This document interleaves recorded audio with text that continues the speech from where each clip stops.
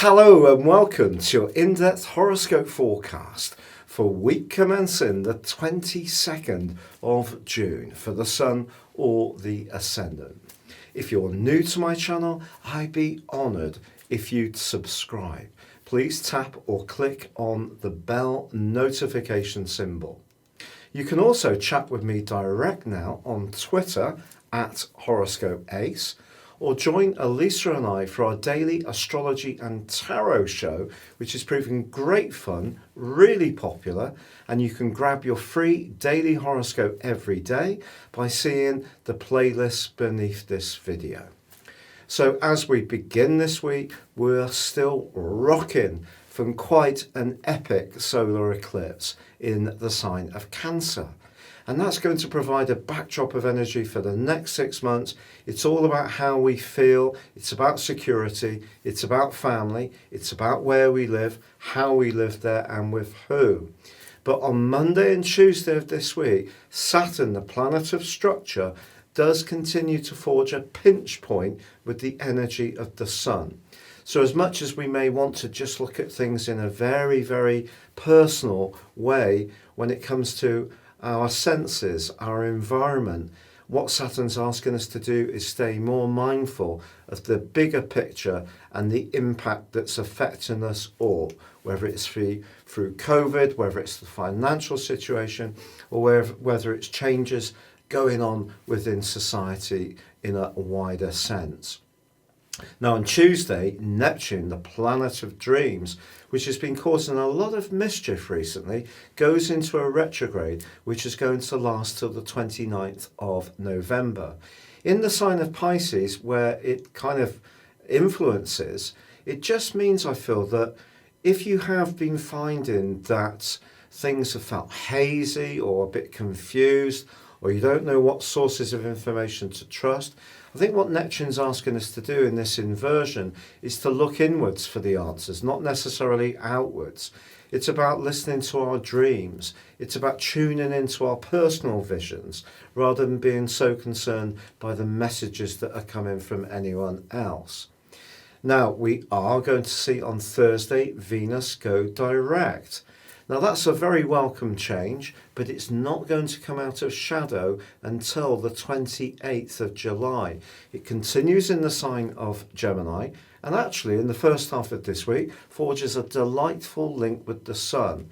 So if we can communicate how we feel to those that we really care about, particularly those immediately around us or who we have connections with every day, that's going to be a lovely way to surf this energy. However, it is true to say that Jupiter and Pluto continue their retrograde and tighten up all through this week. In terms of the ephemeris, they are conjunct. The actual conjunction happens on the 10th of July. But I think that this is going to have an impact on the financial markets. So because there is so much movement and the tectonic plates of society are shifting around. Pluto is about transformation, but it can be about death. And Jupiter is not at its best in Capricorn. The last time these two were together was April, and before that it was 2008 when we had the crash. So obviously this year we've had COVID. So a massive time that it's been. So I think it is a time to be fairly conservative in our approach to our resources, but also our physical ambitions and goals. However, we have a wonderful event which happens on Sunday, and that sees Mars power into its home sign of Aries. It's going to be there through to the 6th of January 2021. This is going to provide real thrust and push and a desire to get on with things.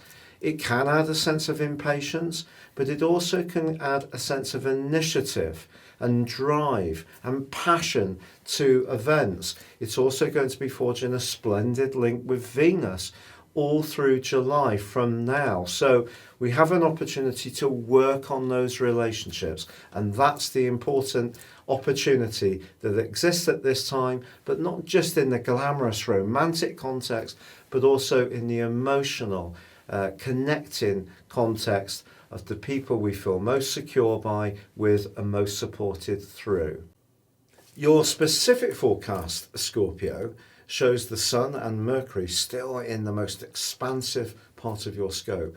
This can be just as much about knowledge as it can travel, and of course travel at the moment is proving more tricky for a lot of us. And with Mercury rotating backwards, the planet which influences travel in your sector of the ninth house, very much to do with wider interactions, then this could generate a little bit of frustration, particularly if you do feel penned in your home situation, perhaps due to lockdown restrictions and regulations. That sense of frustration can be quite manifest on the first couple of days of this week. But remember, you're a sign of passion, and Venus, which has been in your sector of deep involvements and in a retrograde, does fortunately go forwards midweek. But Neptune does, the planet of dreams, go into a retrograde. So from now through till the end of November, when it comes to any creative ideas you have, or even around your love life, it is going to be important to be as realistic as possible.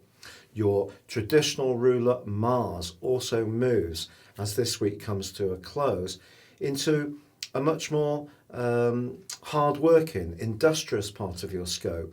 And from now through till early January next year, it wouldn't be a surprise if you're trying to reform your work or get fitter in some kind of way. You're certainly going to have a lot of drive and determination to create a new opportunity for yourself, but something may go through a transition affecting your work from now until then. It's been a real pleasure being with you. Thank you so much for joining me. Why not ascend above your zodiac sign? Embrace real astrology with one of my personal astrology reports. Please see the link beneath this video. You can get 30% off by ordering a 12-month forecast and a character analysis. Or why not check out my testimonials to consider having a one-to-one with me. But for now, stay safe, take care, and good luck.